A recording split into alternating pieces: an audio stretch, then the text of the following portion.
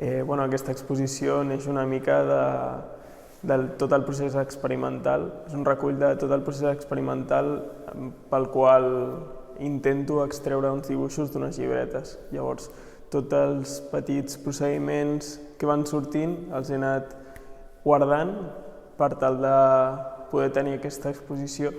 Després també veiem un parell d'obres que són altres inputs externs que he anat tenint, com per exemple l'haver de fer cartells a partir dels meus dibuixos o com vaig començar en això del tatu i com els tatus poden entendre's com un mitjà més d'il·lustració o de dibuix, purament. I ser això molt sincer amb el tema de que aquesta és una pàgina que jo he tingut a mi casa, que ha estat donant voltes per allà i jo l'he portat aquí tal qual. Per això hi ha coses trencades, no li dono gaire importància a que les coses estiguin torçades o no estiguin gaire bé. Sobretot també valoro molt l'error, treballo molt en les fotocòpies i com a partir de l'error es poden extreure diferents coses, ja sigui a nivell estètic, així com conceptual.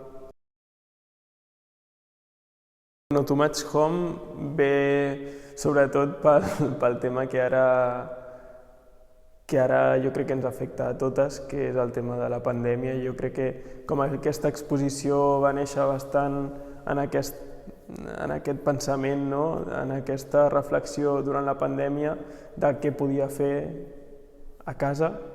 I Too Much Home és una mica aquesta idea, no? Que al final vam tenir com molta casa.